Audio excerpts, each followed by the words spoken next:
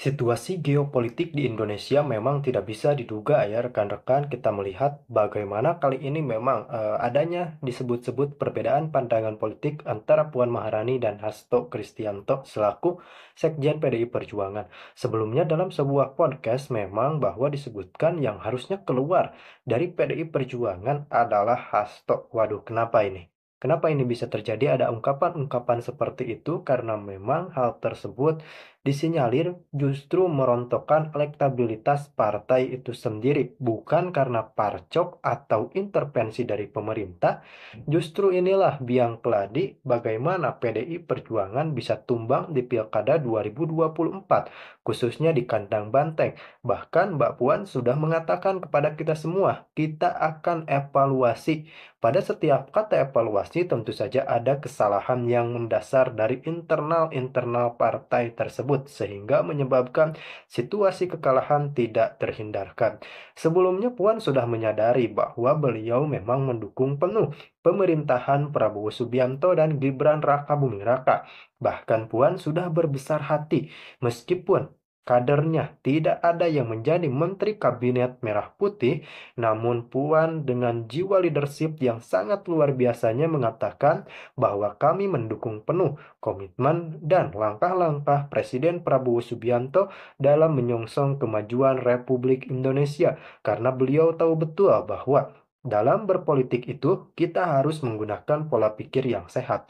Dan pola pikir yang sehat tentu saja berorientasi dan bermuara kepada kemajuan Republik Indonesia. Bahkan sejak ada isu parcok-parcok pun, Puan tidak menganggap itu datang dari internalnya sendiri, namun Puan berusaha menetralisir situasi politik yang saat itu memang cukup memanas karena dianggap ada intervensi dari aparat negara. Tentu saja rakyat sipil seperti kita ini sangat-sangat tidak suka dengan isu tersebut karena memang kita tidak ingin kebebasan demokrasi kita diintervensi. Lalu Mbak Puan dengan jabatannya di DPR mengatakan bahwa oke lah, jika ada indikasi-indikasi seperti itu laporkan saja. Kemudian saya menekankan harus adanya bukti. Dan memang setelah kita cari-cari buktinya, kemudian pihak DPR pun bekerja keras untuk menggali bukti, tidak ada rekan-rekan intervensi seperti itu tidak ada. Dan dari saya pun untuk menyuarakan demokrasi tidak ada intervensi bahwa pilkada ini cukup damai dan kondusif kalau saya katakan seperti itu. Perpecahan dalam tubuh Partai Demokrasi Indonesia. Perjuangan bukan lagi rahasia. Kita semua bisa melihat dengan atau tanpa kaca pembesar bahwa partai ini terbagi menjadi dua kubu. Mereka yang berpikir positif, membangun harmoni, dan mereka yang berpikir negatif, sibuk menyerang siapa saja yang dianggap lawan. Ironisnya, perpecahan ini lebih terlihat di kalangan elit yang seharusnya menjadi penjaga persatuan dan kekuatan partai. Mari kita mulai dari kubu positive thinking. Di sini ada nama-nama seperti Puan Maharani, Bambang Pacul, dan Pramono Anung. Mereka mungkin tidak sempurna, tapi setidaknya pendekatan mereka lebih masuk akal. Kritik yang mereka sampaikan terhadap Jokowi, meski tajam, masih dalam koridor hormat. Mereka tahu bahwa menyerang Jokowi secara brutal adalah blunder.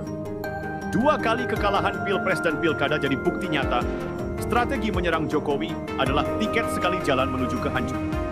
Bambang Pacul bahkan secara terbuka memperingatkan, jangan serang orang baik seperti Jokowi. Kalau kau serang, kau rugi. Tapi pesan itu tampaknya hanya menggema di kubu ini saja. Kubu lainnya yang lebih agresif justru semakin panas. Hasto dan kubu negative thinking.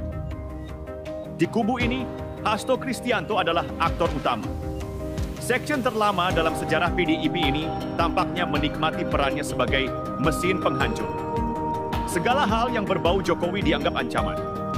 Narasi yang dibawa selalu penuh amarah, seolah ingin mengubur Jokowi dan keluarga sedalam-dalamnya.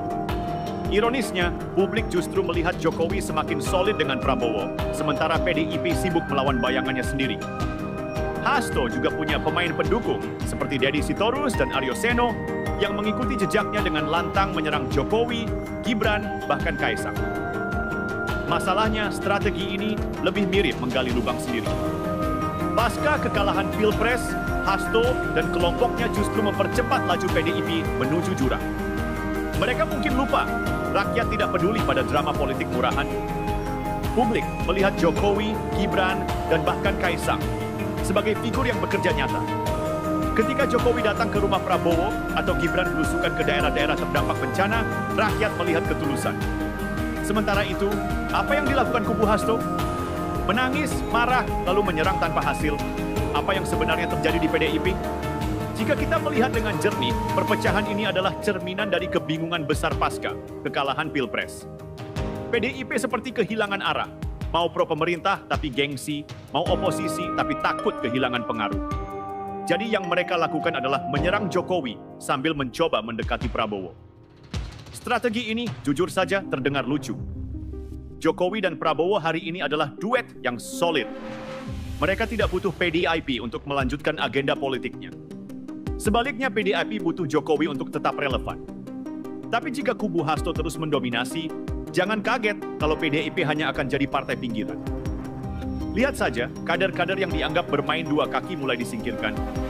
Effendi Simbolon misalnya, harus rela dicoret hanya karena bertemu Jokowi. Bayangkan, bertemu Jokowi saja dianggap dosa politik. Apa yang sebenarnya dicari PDIP? Membenamkan Jokowi atau membenamkan diri sendiri? Di tengah perpecahan ini, yang jelas terlihat adalah bagaimana elit PDIP terjebak dalam arogansi kekuasaan. Mereka lupa, rakyatlah yang menentukan siapa yang layak memimpin.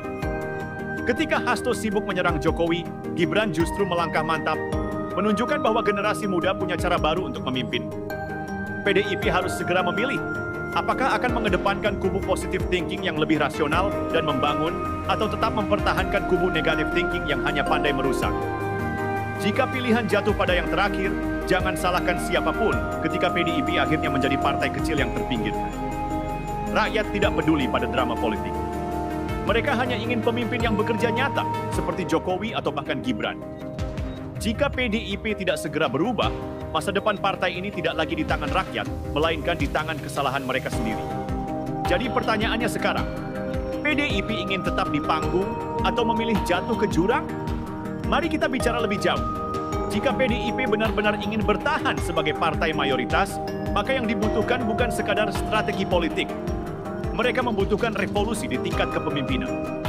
Pertanyaannya, apakah PDIP siap meninggalkan pola pikir lama yang penuh intrik dan serangan demi citra yang lebih baik?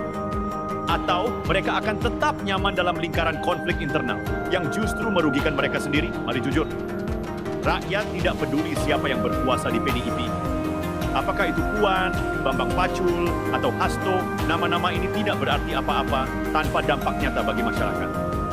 Yang rakyat lihat adalah aksi, bukan drama internal yang hanya memuaskan ego segelintir elit partai.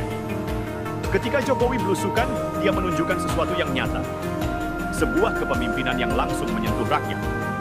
Gibran, dengan gaya politik milenialnya, melakukan hal yang sama. Bahkan Kaisang, yang dianggap anak bawang di panggung politik, mulai membangun kredibilitasnya melalui langkah-langkah konkret. Bandingkan itu dengan kubu negative thinking. Alih-alih memberikan solusi, mereka sibuk menciptakan musuh, baik nyata maupun imajiner.